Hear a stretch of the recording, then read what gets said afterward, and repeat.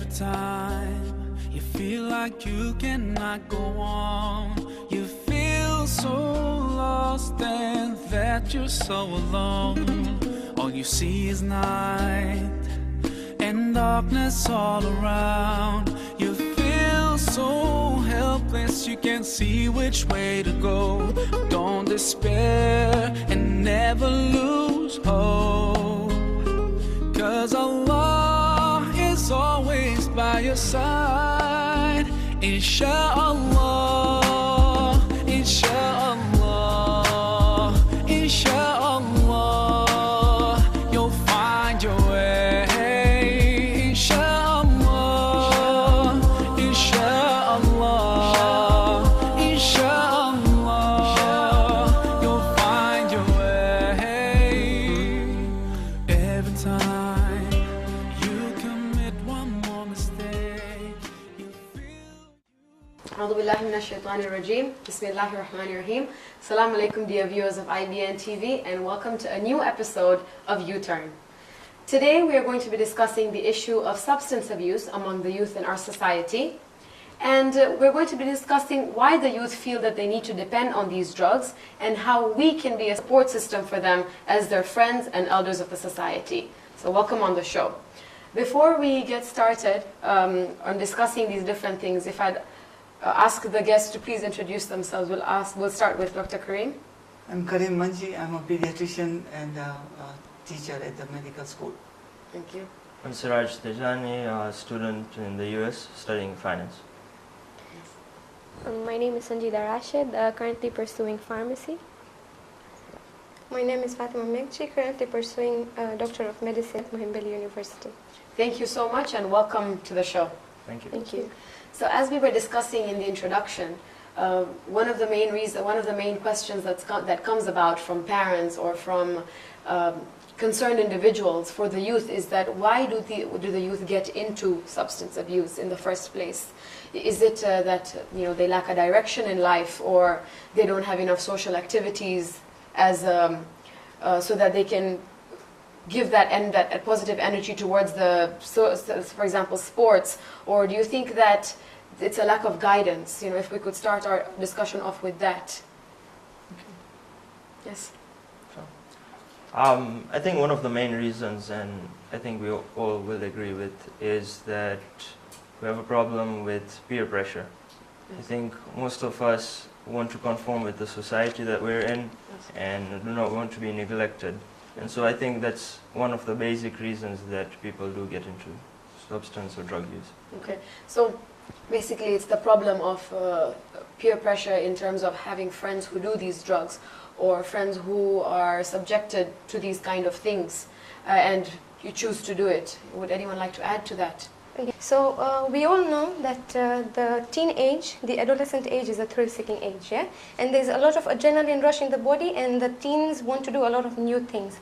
Like the National Institute of Drug Abuse says that one of the main important factor in the adolescents getting attracted to drug abuse Yes. is peer pressure. Definitely. Yeah, and the only way we can go about it is to prepare the youth Yeah. from before in Yes. advance, and one of the major roles is played by the parents. Definitely. Yeah, and it starts at a very young age, not at a teen age. Yeah, we need to instill in our youths the ability to judge between what is right, what is wrong, so they can face the community and judge themselves. As to what is right and what What is is wrong. wrong, yes, Definitely. exactly. So I think you bring about a very important point of parenting, and that's one of the responsibilities that the general public or that elders and as friends that we have.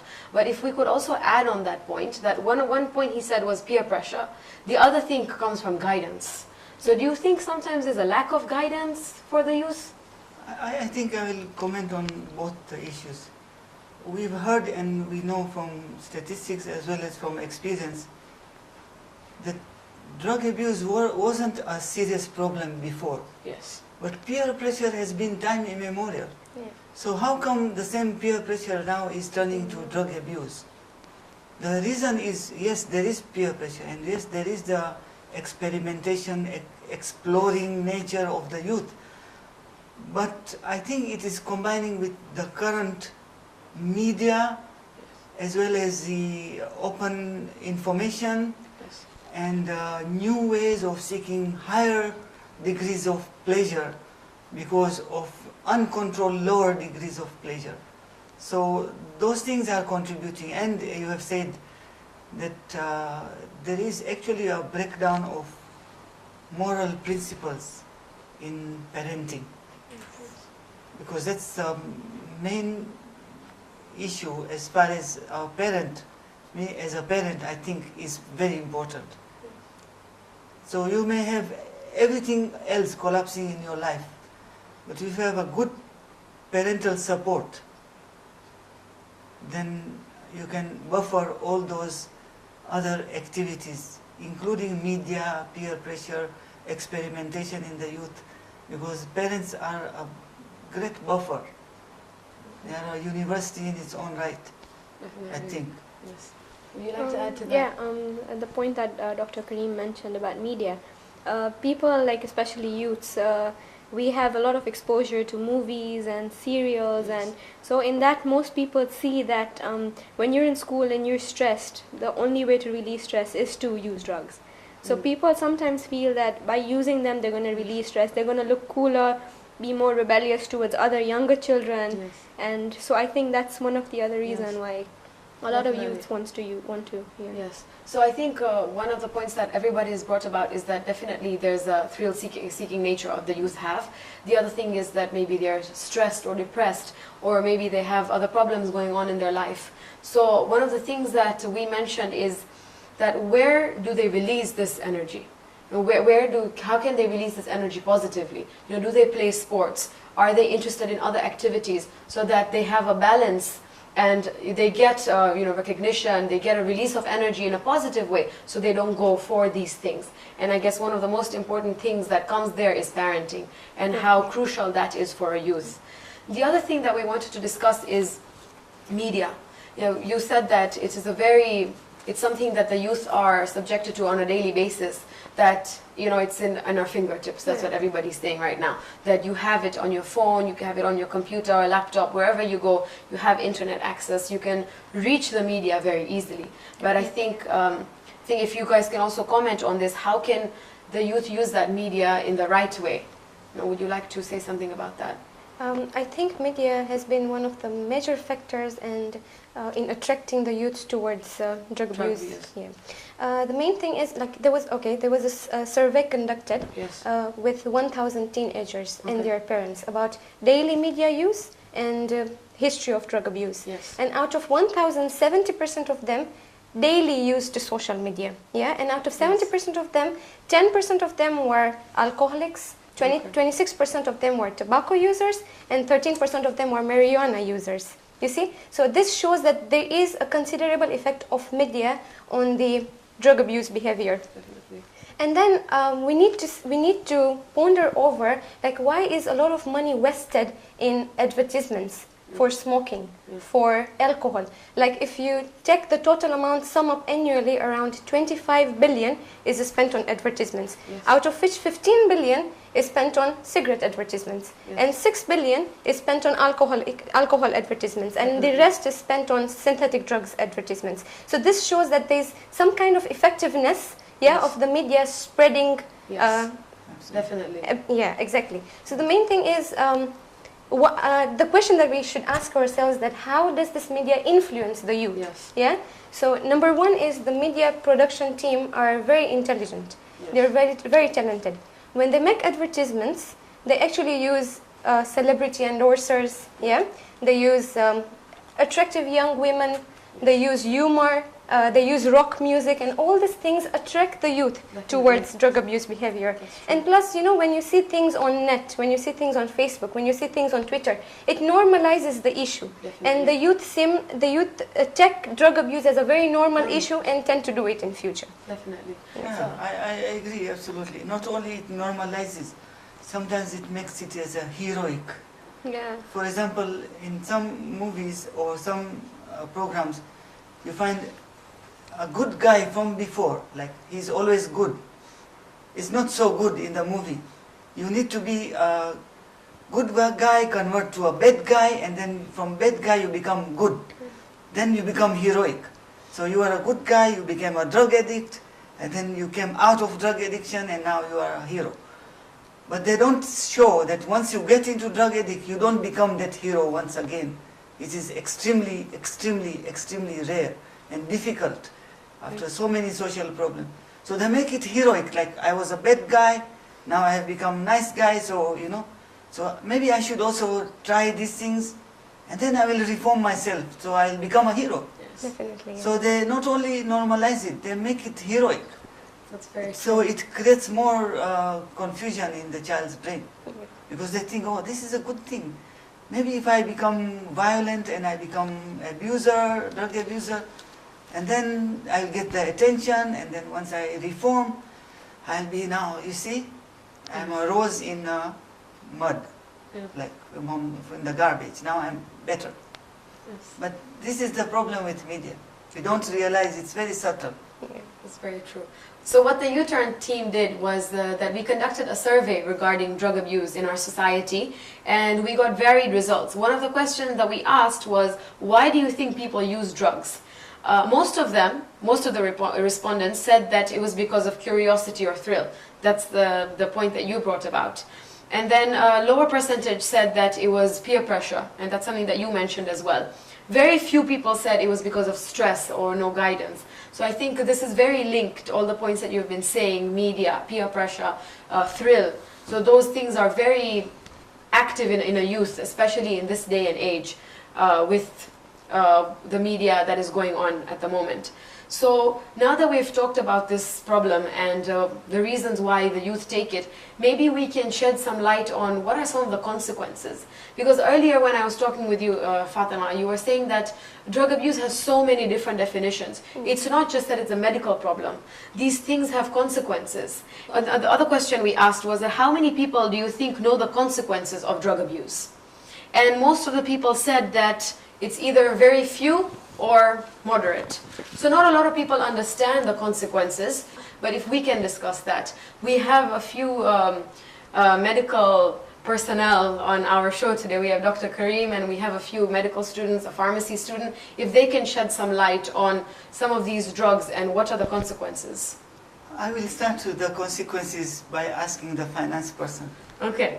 How much financial drain it Definitely. can create. If you could comment on that, please. Unfortunately, I don't have stats to back this up, but if you do look it up, then you will see that not millions but billions are spent in the whole process. So starting from advertising to usage to healthcare later on, nursing homes, it costs the U.S. taxpayer billions of dollars just to take care of these drug addicts, you know, and in their houses that they have. Yes. So from a financial perspective, looking at the major picture, we have billions going into the drain. Yes. But just looking from a small scale, you can see that that average user who really can't afford much uses most of his wealth or most of his income towards buying these drugs. Healthcare is secondary, you know. First of all, they're buying these drugs, and after all, addiction is formed and constantly being used. Another way of escaping this is, for the drug user, is that they contact their supplier, and generally what happens, or sometimes what happens, is that they get an incentive to bring another person in. So if they bring another person in, either the first user will be discounted, or then he'll get it for free. So a trickle-down effect goes into the whole economy, and we have a big problem. Definitely. Thank you so much. Yes. Yeah, a lot of people mistake drugs as something that benefit them, like marijuana as well. Like there's no drug authority that has accepted marijuana as a drug that can be used to benefit the body, although it does have a very small effect. That's why some people would probably cover up and say, oh, I'm using this for this. Like, for example, smoking, Yes. it has nicotine. Yeah. Now, nicotine can increase your basal metabolic rate, means helping losing weight. Okay. But towards the long run, by using it a lot, it doesn't just lose your weight, but it also increases levels of bad cholesterol, LDL, Yes. which is bad for your body. Definitely. So there's a lot of bad effects that it brings to us, but we don't know what it's doing. So the medical terms are not taken too much importance, thinking that it's helping me now, so why not Yes. use it? Definitely. And what she says is exactly very true. Because if you look at other causes of why youth get into drug abuse, one of them is to enhance their performance. It's like a misguided attempt. Yeah, they think that drugs are going to enhance their social performance, their academic performance, while this is not true. They have like a sense of immortality within themselves that the drugs cannot affect them. Like, okay, let's take coffee as a drug. Yeah, we students spend the whole night drinking coffee in order to pass the next day's exam. Like I have met students who actually take mirungi, and stay awake the whole night, yes, to pass their exam the next morning. Yes. And you can even look at the athletes, the runners. Yes, they actually take steroids to increase their performance. So all this is a misguided concept, and we need to clear this out. Definitely. I think one other drug that very famous that university students use a lot is the Adderall. And they think that it's going to affect them, positively, doesn't have any secondary effects on their body, and once the exams are over, they'll be able to, tune it out, and their body will be the way it was. It will be able to function the way it was. But even take a drug like coffee, like caffeine, it can have effects on you if you get too addicted to it. And that's why Islam says do everything in moderation. Yes, definitely. I think the last word you said, that Islam says everything in moderation, needs to be underlined, but it doesn't apply to anything with substance abuse. Yes. Anything which is branded it to be a substance abuse, a substance which will change the mental state of somebody, then it would not be allowed. Definitely. Yes, moderation is allowed. So if you want to see the social and medical consequences and psychological consequences of alcohol or drugs, a very beautiful ayat from the Quran summarizes that. Yes. It's nothing to do that alcohol is forbidden to you, intoxicants are evil, as in shaitan's game. No, those ayats are common. Ayat in Surah Hajj, this is Surah number 22. If you see how it's written about the definition of an intoxicant, it's a very, very amazing way of writing indirectly the effects of intoxicant. For example, it says, this is the ayat number 2 of Surah Hajj, Surah number 22. It says, on the day of Qiyamah, when there will be accounting, the day you shall see it, every mother giving suck to the baby, a breastfeeding mother, shall forget her suckling babe and throw her away. And every pregnant woman shall drop her pregnancy. As if you shall see mankind as if they are drunken. But no, they are not drunken. They are in a state of dreadful confusion. Now this is a definition of intoxication, such that even a mother who would sleep in a place like trains are moving, she would sleep. But if the baby just little bit squibbles, she is awake. But the train passing doesn't disturb her. But the baby squibbles, she is awake. That bonding. But here, you are given an example. She is like an intoxicated person who would throw her babe.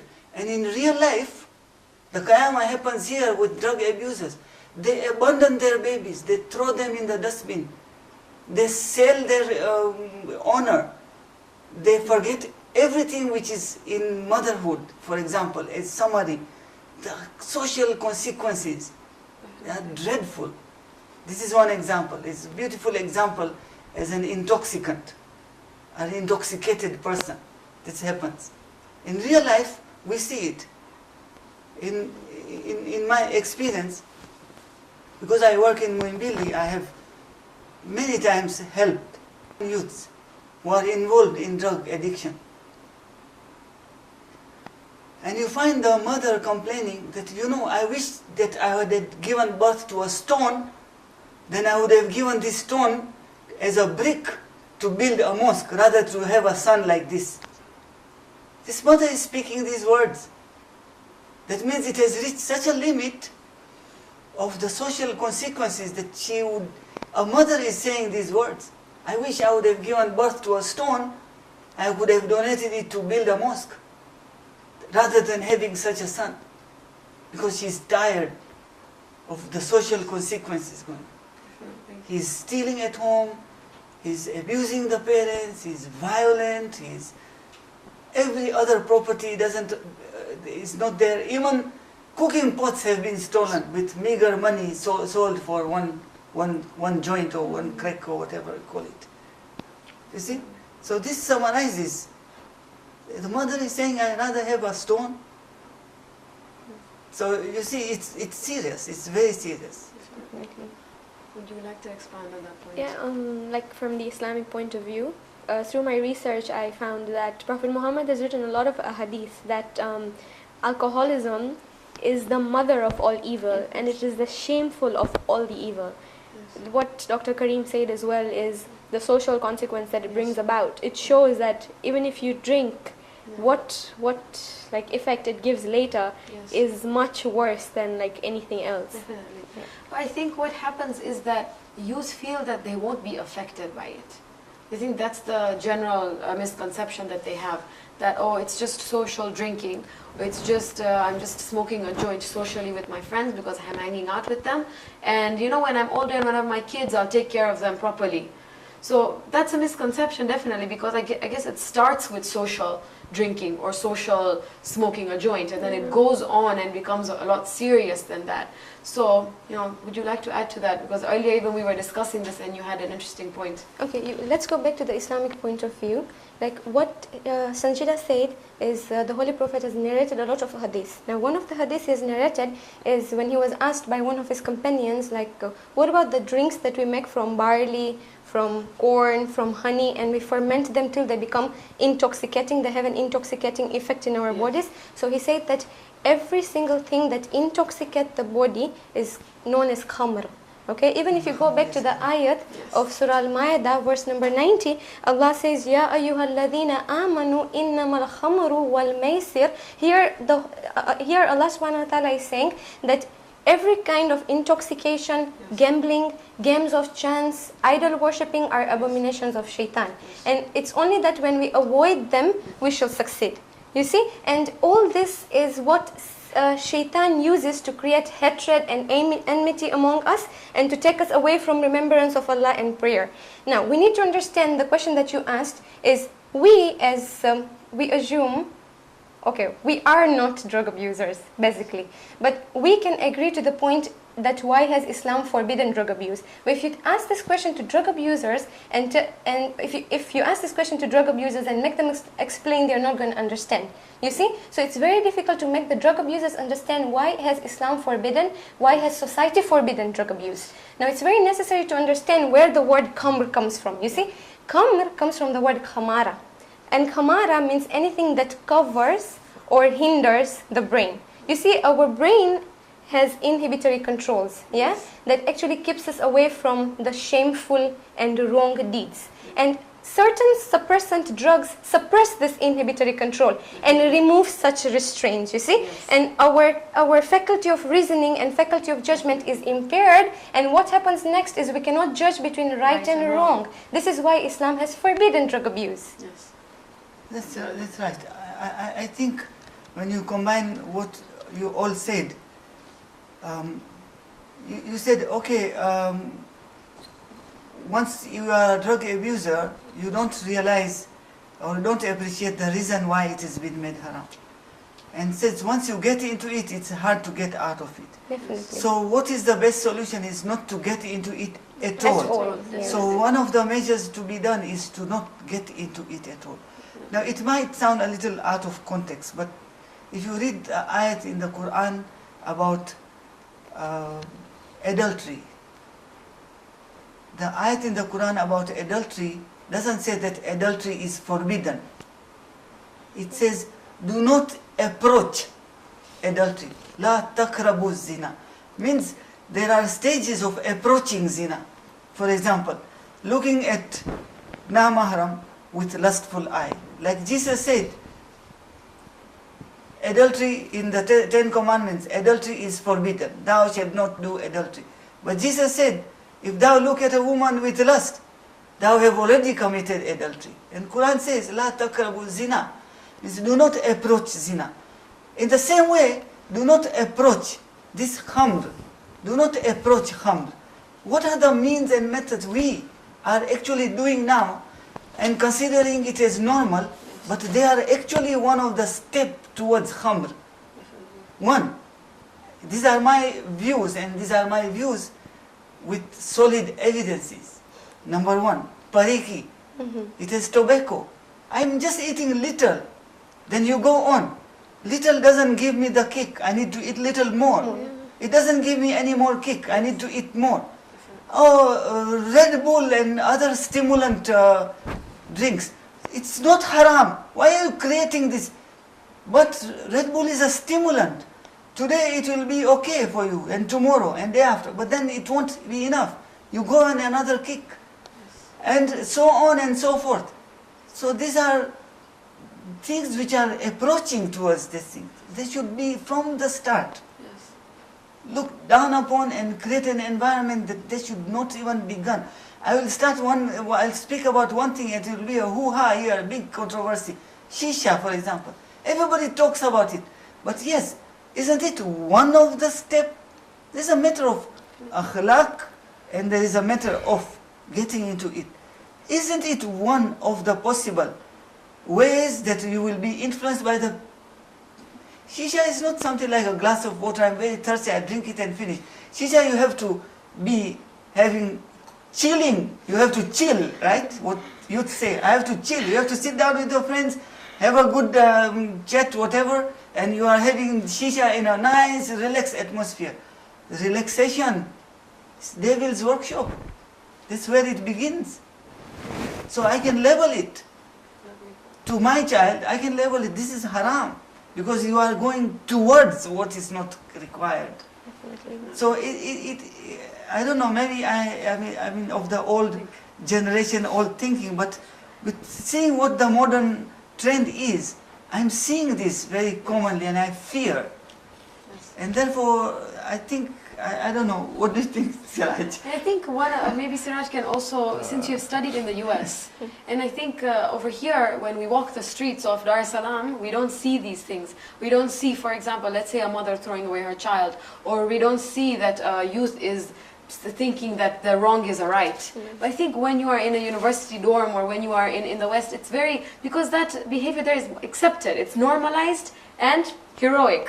So there it's okay, oh, this guy is just drunk, he's so funny, look at him, he's making jokes right now. Do you think you can maybe expound on that a little bit, if you have any? In what sense? In sense of, how do you think that sometimes, if you can give some examples where youth have, you know, it's something that what they're doing is wrong, but they think that, oh no, it's right. Or the way the way he has said those examples, if you can expound on those. Of course, if you just look at the general university population, definitely considered normal by the parents that yes. Their children will be engaged in certain activities. Definitely. Whether they come out of it well or not is another issue. But yeah, you definitely see it everywhere. I had, hopefully I'm not getting into trouble for this. I had a roommate, not a roommate, but a floor mate expelled from the building because he had received his third warning for smoking inside the building. Yes. I had a coke user right next door, survived on collecting, plastics and disposables and recycling them. We've had plenty of experiences with such people and how they go about. Definitely normal, and it's very easy to conform towards it. Yes. And going further, you definitely see people who have abandoned families, yes. who have abandoned children just for surviving. And by surviving, I mean surviving that addiction, towards yes. drugs, or stealing. They go to any extent that they possibly can, just to get that one more kick, as they may say, and that one more is never ending. It's never ending, and sometimes it becomes so drastic on their life. You see, what happens is sometimes maybe we don't see it over here, but at university level, especially in the West, that it's a Friday, Saturday night is party night. So everyone is going out and going to a club and obviously getting drunk. You know, it's actually, oh, are you coming to get drunk tonight? That's the question you ask. Not, oh, let's have a social gathering and have fun as friends. Are you coming out to have drunk? Are you to get drunk tonight? And what happens is every Friday night, every Saturday night, there are ambulances outside university dorms where children are almost dying and they're just saved. They just got saved. So this actually predisposes the child, the youth, towards the drug abuse behavior. Like if you see the historical background of a family having drug abuse within them, like for example, a father who smokes predisposes a male child to smoking later in life. See? And if the mother does the same thing, then the female child will also do the same thing. So parenting, unusual permissiveness, lack supervision, even constant criticism and a lot of strictness are factors that predispose youth towards the drug abuse behavior. Definitely. I think parenting is a key there. Yes. And there are various issues. If you allow me to Yes. say something about what you said, Yes. that we're not seeing these things much. I think we are not exposed to Yes. seeing those things here Here. much. Yes. But if you ask a person like me, who has his eyes and ears wide open and working in a facility where I see this every day, and not that we should stay in our own shell. I tell you, it is affecting our community. Parents, you have to be careful of what is going on. We are not aware of this, but open your eyes. So how do you think the parents can recognize this behavior somehow? Do you think there are certain things that they can notice in their children at home to know Yes. that, okay, my child is abusing drugs? Or think another thing is that, like you said, it's always, oh, my child isn't doing this. The parents always feel that it's never my child, but they need to be ready for this. So open discussion with your children is important, but what else is important? How can the parents recognize this behavior in their children? I think as a parent, maybe you can shed some light on that, and then we will. One of the ways in seeing such a thing would be to see any change of behavior. Either poor school performance in a good performer, or excessive grumpiness or violence, change in behavior, in attitudes with the other siblings, sibling rivalry beyond the normal sibling rivalry. He took away my pencil and he took away my colors and things, beyond those kind of things, a little more than that. Or sometimes forlorn, sad, sitting in one corner, not interested in eating, or sleeping more than normal, excessive sweating, those kind of things. Some of the children you can actually notice on their arms if there are any signs indicating puncture points. Yes. But that is when they start taking IV drugs. But under lower, beginners or kind of marijuana or other drugs, you find those change in behavior. Would anyone like to add to that? Yeah, there are so-called warning signs that Professor mentioned, the child loses interest at home, and the child gets paranoid and confused, depressed, and he spends a lot of time in his room, and he gives a lot of constant excuses for his behavior, and you see some of the things getting disappeared, like valuable items, as you said, even pots get disappeared, and he tends to hide some stuff like jackets, pack bags. So all these signs are warning signs. Yes. But it doesn't mean like every child who has them is definitely a drug abuser. But if you look at the other side of the coin, the parents should not dismiss any of the signs, because they seem general, but if 6 or more of them appear for quite a considerable period of time, then I think they should talk to their teens, Yes. and plus probably even seek professional help. Definitely. I think the other social consequences in the youth, Yeah. they forget about it, is HIV/AIDS transmission. Yeah, Yes. definitely. Yeah. We've not even Because talked about alcohol and other drugs, they diminish their ability to think normally. yeah. And even in societies which are promiscuous and allow premarital sex or free sex in that way. When youths get involved into drugs and alcohol, their mentation is all masked, so they don't use what is called from a Western world perspective safe sex. So they are more likely to transmit and actually acquire HIV/AIDS in that matter. And not only that, but IV drug abusing. And that's why you find in places like Romania and Bulgaria, even in Iran, there are needle exchange programs where you have to exchange needles, and these are a serious problem actually. So we have a few street interviews for the viewers.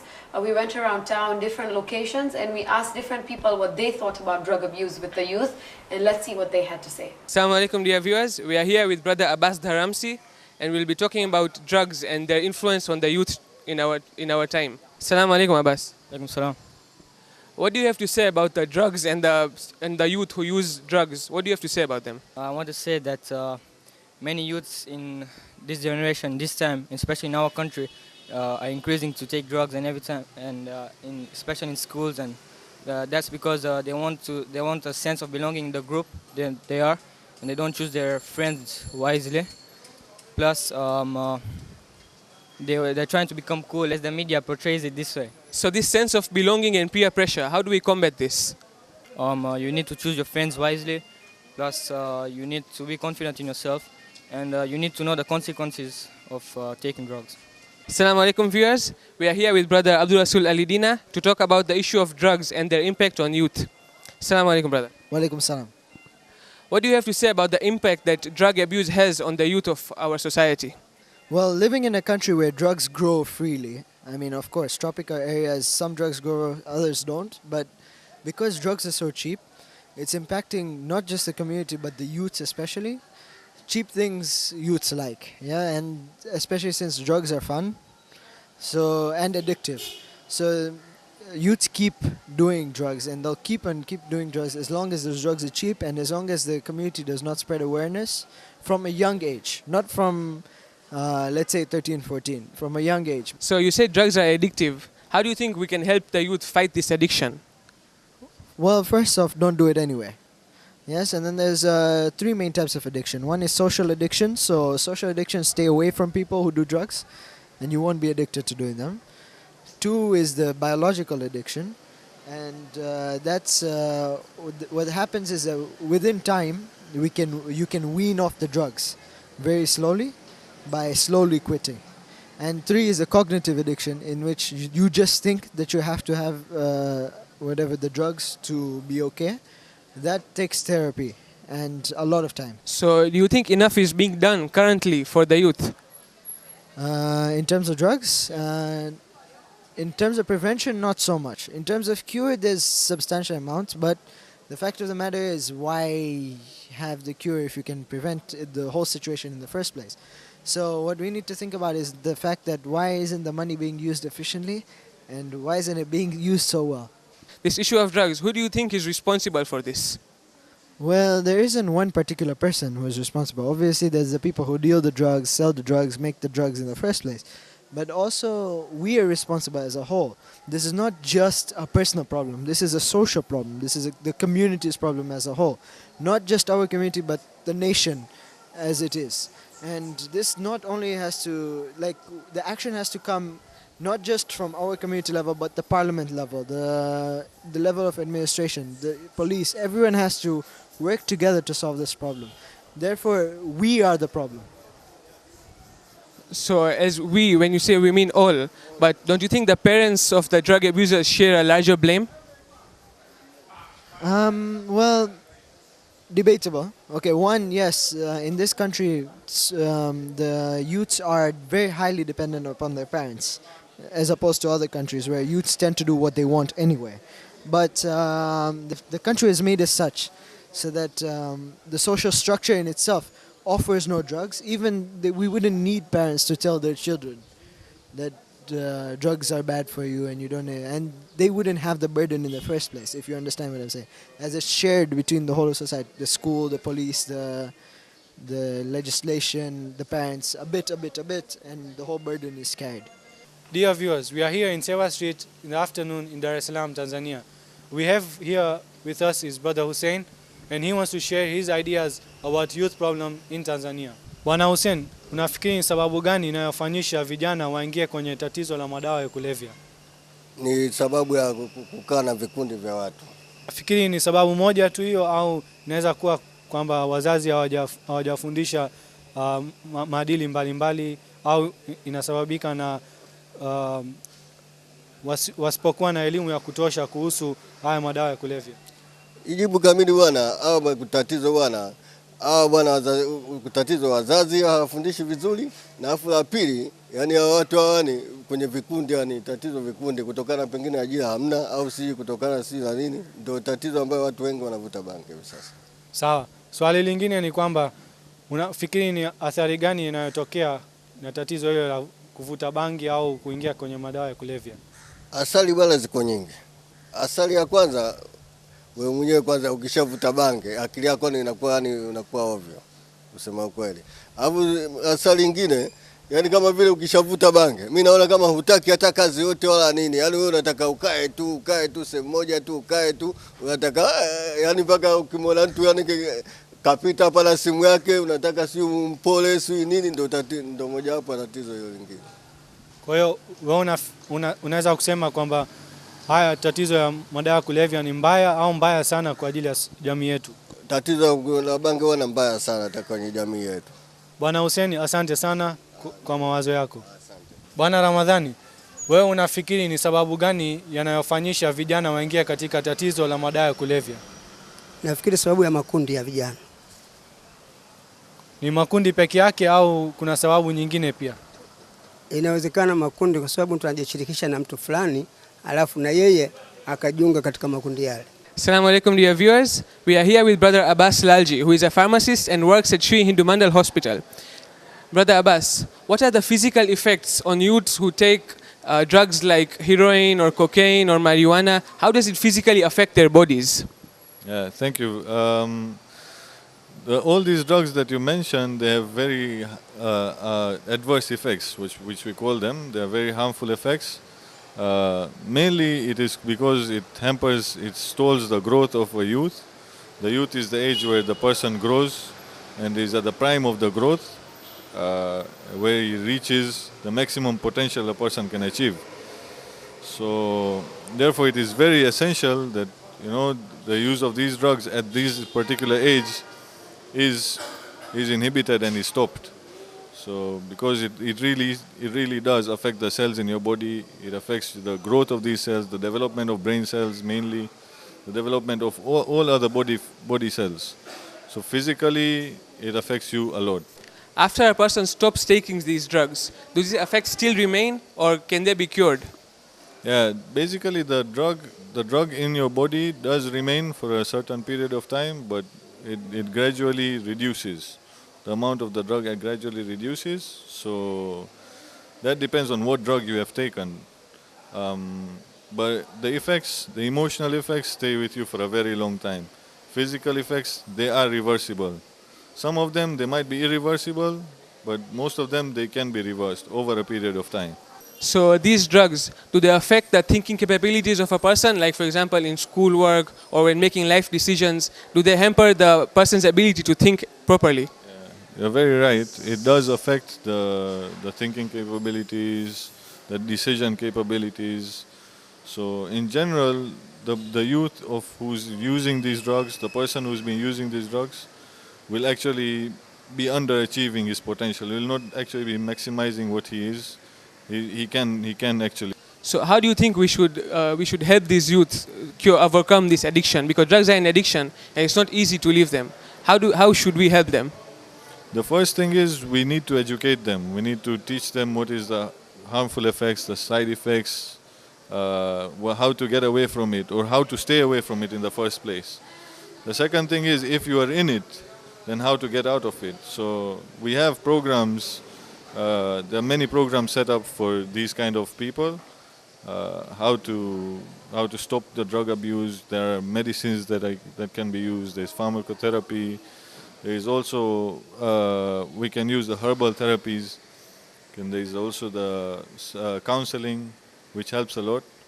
So all these modes can actually help the person recover from this downfall, if ever. But the major thing is we have to educate everyone.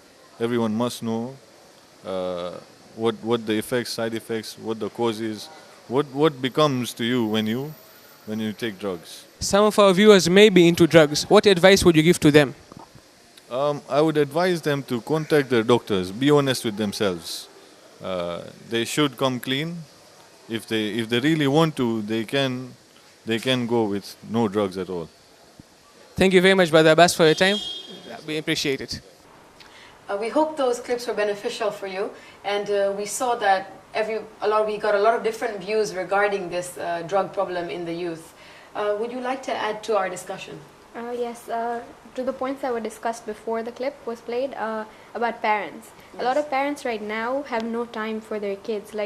It's like both parents are working. Yes. The mother goes out, the father goes out, they come back, they're so tired. What right now the children need is that parent-children time. Yes. That a child comes home, he needs to talk to someone, tell them, oh, I have this problem, this guy's bullying me, I'm not doing well in my studies. So your parents can help you. But when parents don't have that time to spend with their children, they go to other sources. Other sources are using drugs because they think that, oh, let me go ask my friend is using drugs and it's helping him. Oh, why shouldn't I try it? So I think that's a very important thing that parents should consider in mind, that they should spend a lot of time with their kids. Definitely. Yes. Would you like to add to that? As I said before, that Yes. parenting influences the child's behavior a lot. Plus, the child's aims in life, goals in life, directions in life are all influenced by good parenting. Now, you see, parenting has two sides, yeah? One is, as I said before, unusual permissiveness. The parent does not ask the child where is he going, where he or she is going, probably the reasons of why is the child coming back late at home. There is lax supervision. They don't supervise what the child is doing on net, on Twitter, on Facebook, on YouTube, yeah? And the other side of the coin is when there's constant criticism and unusual and excessive strictness. Like suppose you have two kids. One of them is academically oriented and the other one is academically poor. You constantly criticize the child who is academically poor, so the child is left with no option, and it predisposes the child towards drug abuse. So parenting is supposed to be very balanced and very accurate in order to set the aims for the child in future. Plus on parenting, I think it's important to follow the Islamic formula that we're given.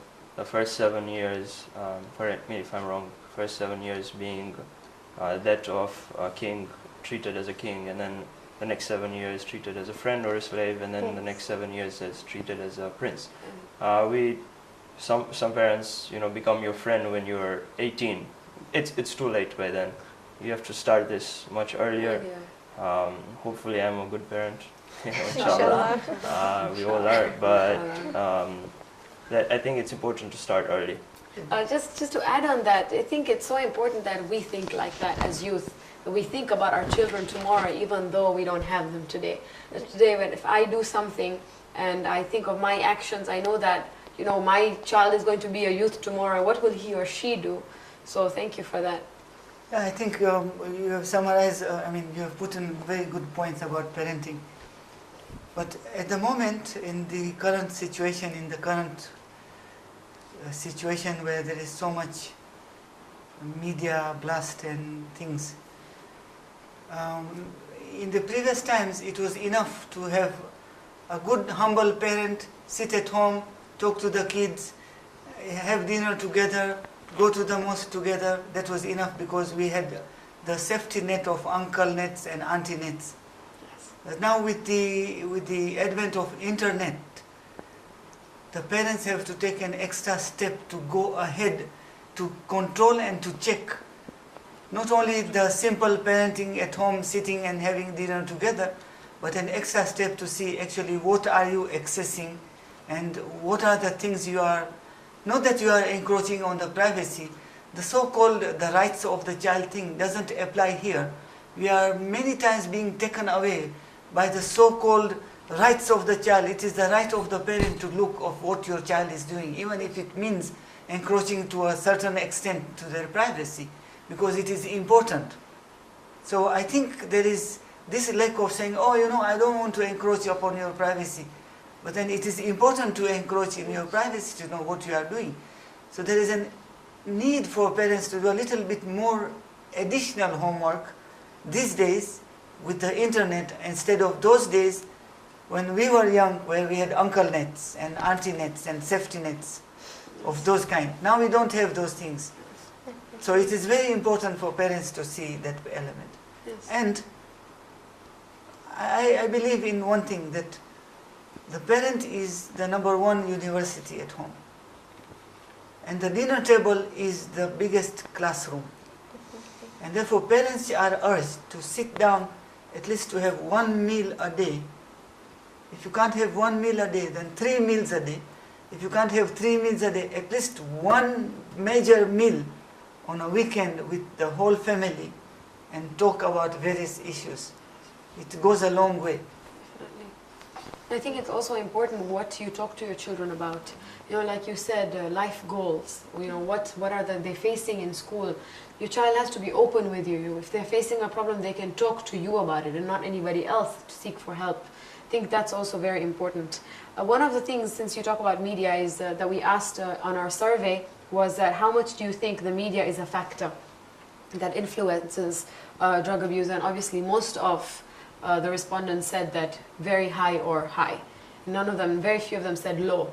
So definitely the media and how it's so readily available for our youth. And obviously, you know, parents want their children to do well in school and they want their children to do research and have successful projects. So they give that freedom that, oh, you know, you can use this much internet. But it's also important to control that. Now, how much internet are you using? Why are you using it? What are you using it for? And it's also important for them to know how to use it. I think if parents know how to use the internet and how to go about, they have to be smart about these things so that they are able to check what their children are doing, even at an older age as well. So now that we've talked about the issue of parenting, as well as, you know, all these other things regarding drug abuse, let's say now we have viewers watching maybe who are drug abusers, or parents who are watching whose children are drug abusers. How can we help them? You know, obviously it's a responsibility on all of us, on older siblings towards younger siblings, on parents towards their children, but also the elders of the society and the society towards these drug abusers. What do you think we can do? I think the best way to get, when somebody who is already afflicted with this problem of drug abuse, or parents who have children who are drug abuse and they want to see how to go about it and how to help. Before even you go to help this victim of the circumstances, number one is, in order to avoid in the first place, parents should realize that children, like even parents, like any other human being, are prone to do mistakes. And when they do a mistake first time, they have done the mistake. It is not, for example, if a child breaks a glass, the child is not bad. Look, you are so bad you broke this glass. No. You say, you broke this glass. Isn't it a bad thing to do? It is a bad thing to break the glass. He is not bad. It is a bad thing to break a glass. It is bad to go into drugs. But he is not bad. Intrinsically he was not bad. So the thing is, parents have to first and foremost show compassion. Likewise, when you want to start getting them treated, you have to go into compassion. You have to start with the compassion first. You have to have compassion because this child is traumatized. He has many things in his mind going on, including a sense of guilt, which he every night masks it away by having another kick. So first and foremost, you have to be compassionate to him, instead of being violent, and realize that this is a human being first and therefore needs help. If you give that compassionate ground, then you will be able to take extra steps to see, yes, I own this child, I don't want him to be stoned, I want him to be my son, I will do everything to revert if there are methods which I did wrong in parenting and my fault. I want to seek counsel from a counselor, experienced parent, from a professional counselor, that how do I change my methods because I keep on becoming wrong and this child is not changing. And then you seek help for the child. And therefore it is important that both of them receive treatment. And number two, there should be a social environment such that the environment does not stigmatize these children or this family. Because it is the event which was bad, it is not the family which is bad. So stigmatization should be another factor. So there should be a social system and a counseling sessions and areas where you can seek this help. So there are a number of places in Tanzania where you can seek that help. There is near Oysterbay, the old Oysterbay Hotel at that time, there is dial-a-drug kind of activity where you can actually go there and have sessions with your child. There are sessions at Muhimbili University Hospital at the Department of Psychiatric and Mental Health. There are various centers, including some centers in Zanzibar, in Kibongoto, in Mirembe Hospital, and several other places, including individual counselors who are available, anonymous, drug anonymous facilities, which are all available in Tanzania. So parents can access that area. But one of the best way is maybe to encourage the children towards remembrance of God more frequently. So one of the ways of preventing evil, all kinds of evil, is to fast. Fasting helps. So maybe to encourage. If you find your child is getting depressed or his friend circle is changing, maybe you change your ways with the child. Go cycling with the child, go play volleyball with the child. Make yourself him so that he sees you as a friend. Play cricket with him, even if you don't know how to hold a bat, let him make you a laughing stock, but let him be with you. Your touch, your smell, your presence around him makes a lot of difference to him. That's true. Thank you so much for that.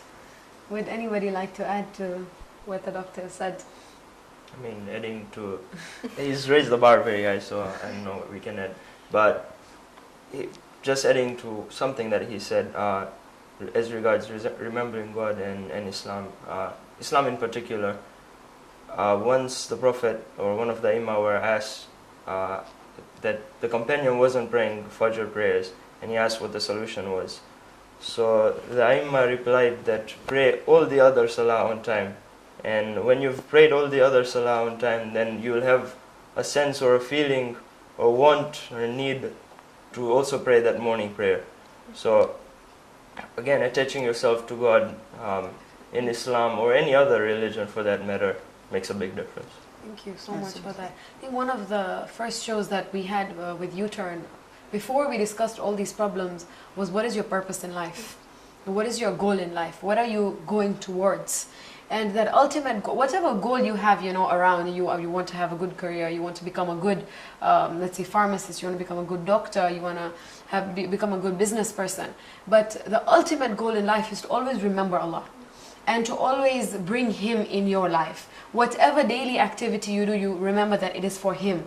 You try and bring Him and the teachings of Islam within you. So whatever you do, you will do successfully. And I think if we can realize that, if we can try and do that more actively, before the youth takes that needle, he will think that, this will not make my Lord happy. So, he will not do it, inshallah. Yes. Any final notes or any concluding points that anybody would like to add? I have something to add towards the points that we mentioned before. A lot of people think that drug abuse is using drugs like marijuana, cocaine, nicotine, alcohol, but drug abuse can also be with prescription drugs. Yeah, me being a pharmacist, I have worked in a field, and I worked 2 years back noticing there was this normal cough syrup, I'm sure all of you know it, Benylin with codeine. But now it's banned. Why? Because people misuse it. There's drugs like Valium, sleeping pills. A lot of parents use it knowing that they're doing the right thing, but then they don't even follow the dose. They walk into a pharmacy, oh, I need this medicine. I think that's a point that you brought about, that maybe now parents and people in our society can be more aware of. that drugs can also be abused this way. So thank you so much for that. Yes, so I think we've come to the conclusion of our show. Thank you so much for coming on the show and sharing your views with us. I think we got a varied perspective of different youth and a parent as well, alhamdulillah. So we hope you enjoyed our show and see you next time.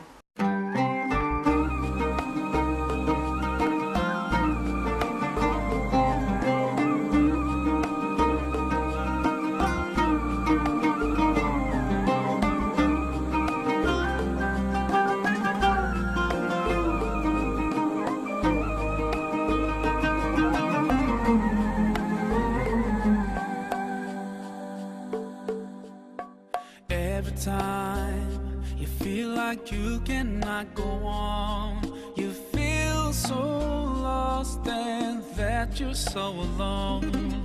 All you see is night and darkness all around. You feel so helpless, you can't see which way to go.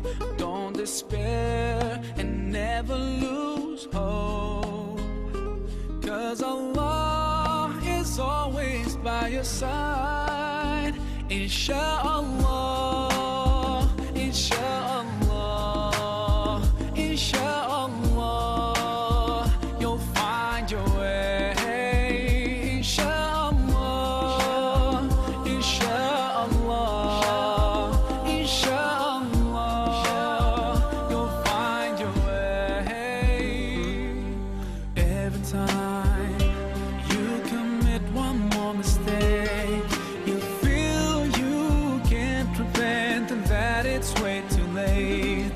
You're so confused, wrong decisions you have made haunt your mind and your heart is full of shame. But don't despair and never lose hope, 'cause Allah is always by your side. Insha'Allah, Insha'Allah, Insha'Allah, you'll find your way. Insha'Allah, Insha'Allah.